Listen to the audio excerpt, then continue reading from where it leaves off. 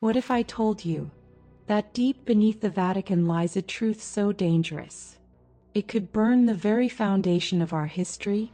Manuscripts hidden for centuries, rituals performed in the shadows, and symbols carved into stone mocking us in plain sight.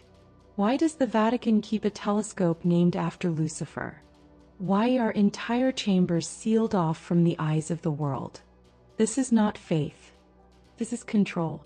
And tonight we open the door to the forbidden archives. Stay with me, because once you see what's inside, you can never go back. The Vatican's secret archives. 85 kilometers of locked shelves, where access is forbidden to all but a chosen few. Historians and researchers are granted only fragments, carefully filtered and controlled. But legends whisper of manuscripts that could change the very foundation of human history. Take, for example, the Gospel of Mary Magdalene. In the fragments that survive, she is not a minor figure, not a simple follower, but a disciple closest to Jesus himself, perhaps even his true successor. If this gospel were ever embraced, it would overturn 2,000 years of church hierarchy, and with it, the power of the Vatican itself. Or the Gospel of Judas, discovered in the 1970s and kept hidden for decades. In its pages, Judas is not the traitor, but the chosen one, the man entrusted to fulfill a divine plan. A story that would make us question every teaching we have ever received about betrayal, sacrifice, and loyalty. Then there is the Codex Gigas, also known as the Devil's Bible. A book so massive and strange that legends say it was written in one single night by a monk who made a pact with the devil himself. It contains the entire Latin Bible, but also forbidden spells, incantations, and knowledge of the occult. The Codex has passed through many hands, and though part of it lies in Prague today, some pages are said to have disappeared into the Vatican's vaults. Pages that may describe rituals not meant for human eyes. Whispers also tell of ancient maps locked away, maps that show Antarctica without ice, drawn centuries before modern discovery. If true, they would suggest that someone long before Columbus had knowledge of lands untouched by history books. Were these maps relics of an advanced civilization, or evidence of something or someone that guided mankind in its earliest days? Among the forbidden shelves, researchers also claim references to the Sibylline prophecies, texts that describe visions of the future, wars of fire and steel, a great world order rising from ashes. Could it be that the Vatican holds predictions so precise, they would expose the hidden hand shaping world events? And perhaps most disturbing of all are the manuscripts that do not speak of God at all, but of beings from the sky. Not in symbolic language, but in chillingly direct descriptions. Chariots of fire, wheels within wheels, luminous visitors descending from above. To some they are angels. To others, they sound like accounts of extraterrestrial contact, written centuries before our modern age. Why keep these texts hidden? Why guard them with more secrecy than even state governments reserve for nuclear codes?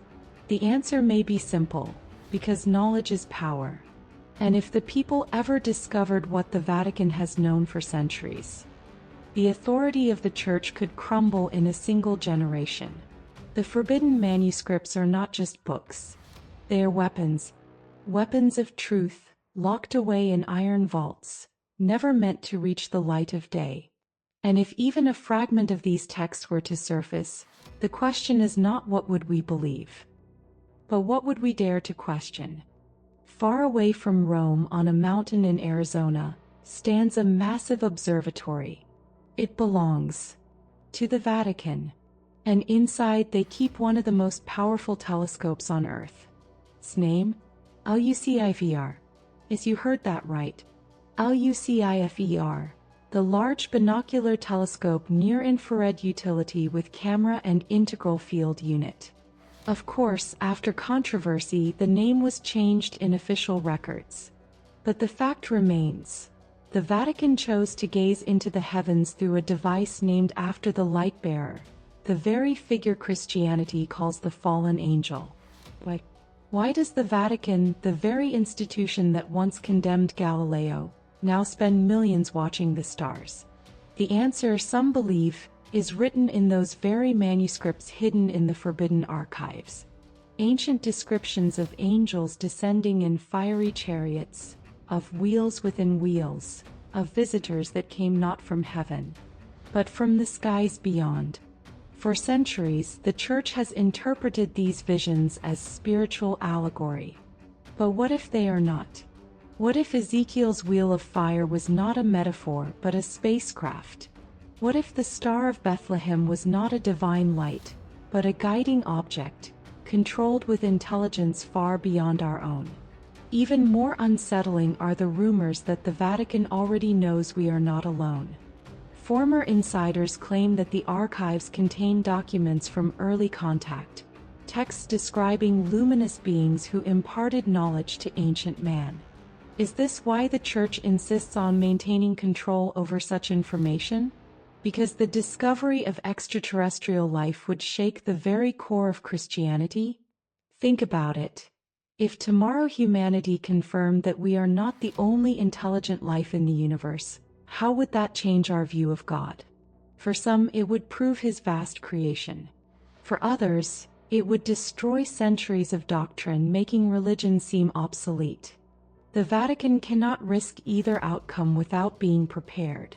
And so they watch. They watch the skies with UV scanning for planets, for signals, for signs. Not just out of scientific curiosity, but to prepare for a revelation they already expect. In 2014, Pope Francis made a statement that shocked many. "If Martians came to Earth, I would baptize them." He smiled when he said it. But behind that smile lies the possibility that the Vatican has already debated what to do in the event of alien contact. Baptism, acceptance, or silence.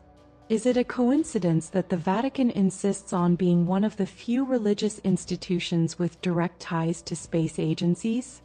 That they have access to NASA's most classified findings, and share data with the European Space Observatory?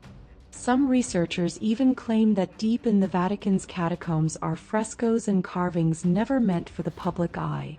Depictions of beings with elongated heads, strange eyes, and halos of light not unlike the descriptions of modern abductees. Could it be that the angels of Scripture were the same entities that abduct people today? And then comes the prophecy, whispered among those who study the Malachian prophecies of the popes, that in the end times a final pope will reveal a cosmic truth that humanity has long denied. Could this be the truth that we are not alone? And that the Vatican has known it all along?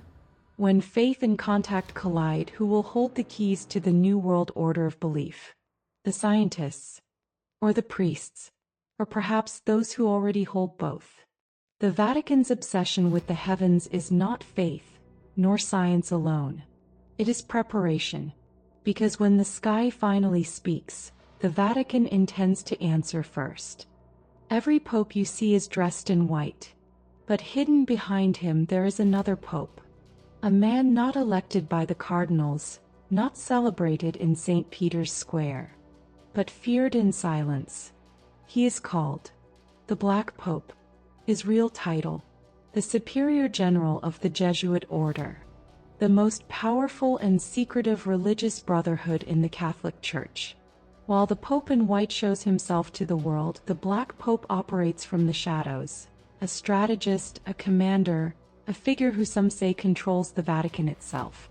The Jesuits were founded in 1540 as soldiers of the Church, sworn to absolute obedience. But over centuries their influence grew far beyond religion.